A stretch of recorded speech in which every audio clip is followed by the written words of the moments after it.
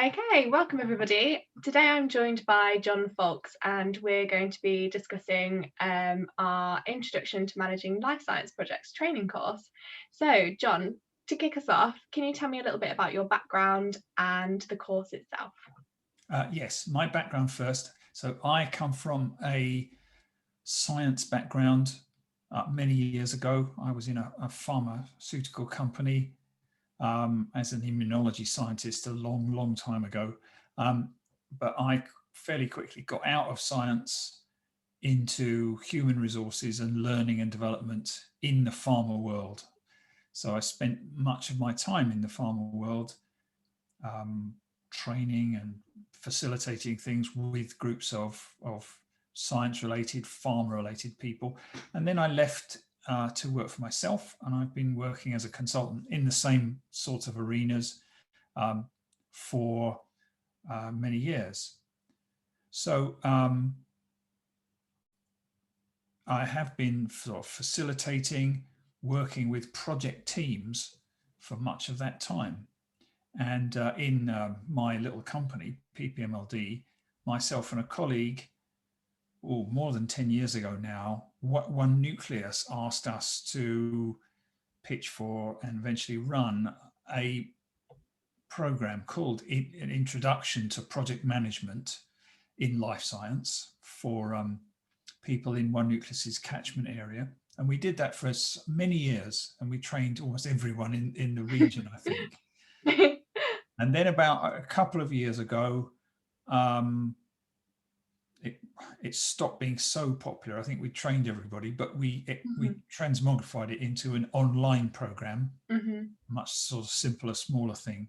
So now there is this online program to do in an introduction to managing life science projects. So that's Amazing. where we are now. Wonderful. So the course itself, how is that kind of structured and what's included? Okay, so we have this philosophy, I guess, that projects are, it's an odd thing we say, 80% processes and 80% people. It's actually a melding of both, if you Yeah. like. Yeah. But we set the course across 8 different modules, I think, that some of them mirror the classic stages of any project that there are. So sponsoring and initiating a project, planning a project, executing a project, and then closing out a project. So in the course, we introduce really the top line key techniques and processes that you have to go through to run a project, and introduce them at the sort of level that the course is set. But alongside that, we talk about some of the people issues as well, like building a project team, effective communication, running good meetings, reviewing with people, dealing with some problems, and a little bit also about the concept of project leadership in life science and why that is what the challenges are there and how it looks like.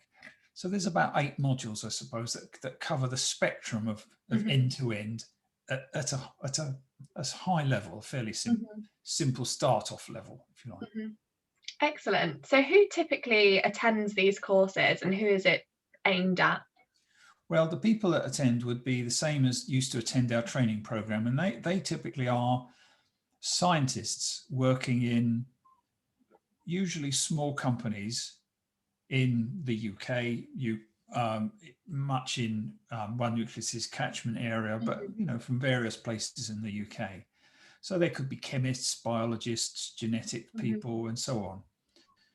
And at some point in their careers, either they get told, we are forming, or we're forming our research into a project now for the next couple of years to deliver something, and we want you to take over and run the project.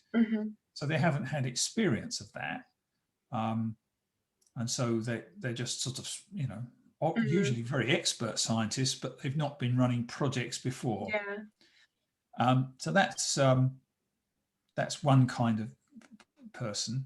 Mm-hmm. Another kind might be, and I'm not sure if any people have signed up for this, and there are some people in other industry sectors who Mm-hmm. want to know a bit about what project management looks like in life science, which is a little bit different. So they might do it for that. But I suspect most people are scientists who are having to pick up project management responsibilities for the first time. Yeah, amazing. So kind of going back to you, did you come from a lab-based role and then kind of move into this management area? What was your... Yeah, so I was in a lab-based role. So strangely enough, I used to be in a it was a semi lab, semi manufacturing environment. So Oh, wow. Yeah. on small scale, I used to be in a medical diagnostics subsidiary of a pharma company. Mm-hmm. I actually made very old-fashioned pregnancy tests for a while. We used to make pregnancy Wow, test kits, and I used to make the bulk materials. But amazing. pregnancy test kits in those days were not sticks that you stick into pots of urine. They were much more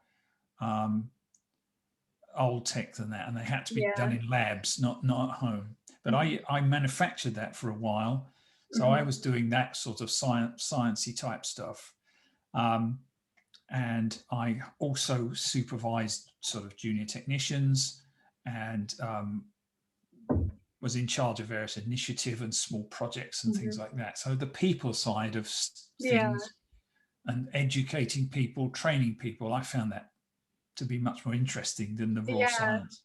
So I got a role inside the company Mm-hmm. in a learning and development role, and then developed Interesting. from there. That is a very interesting transition. Is that something that you always knew that you wanted to go into, or is that No, something that you kind of... no, not at all. So, I got a job having done science at school. Mm, I actually went into industry and then studied for a degree part-time as well. And so because my head was always I'm in science, I got a job in a pharma company, which was a sort of science techie role. yeah. And it took me a good few years to find out that pursuing science and technology as a practitioner wasn't something I really wanted to do. Yeah. So I just moved into the people side of things, and I've done that all my life since then. Wow. Long Gosh, time. that's amazing. Crikey. Yeah. So it's nice to Yeah, hear that you enjoy what you do, and I guess that's important. Really, you should kind of follow something that interests you, and exactly. because it's Exactly. easy to kind I of... think as well, the other thing is I've always had a particular bent for looking at the wide picture of things rather than the vertical picture. So what I've been often instructing in and running training is not something sort of very specific and super high skill. It's looking across organizations. So project management tends to span all of the activities of an organization. And also I run, not for One Nucleus, but there's a program that One Nucleus has called an Introduction to Drug Development. Well, I run a course like that out, in other areas for other Yeah. big pharma companies. And that's, again, looking across piece. So what I really like doing when I'm in that mold, I like to explain things to people who are just starting out and try and make things clear to people, rather than going in deep diving into Yeah. sort of high tech or stuff like that. Amazing. Wonderful. Well, thank you so much for joining me today to give us a little bit of information about the course and your background. It's really it's nice to hear actually when there are these transitions, because it's not always obvious the career path that you can take, especially when you've worked in labs for so long. It's nice to know that there are other career paths, and it's good to follow what you're interested in. So Yes, indeed. wonderful. I'm living proof. Living proof. Wonderful. Well, thank you so much, John. That's a real pleasure.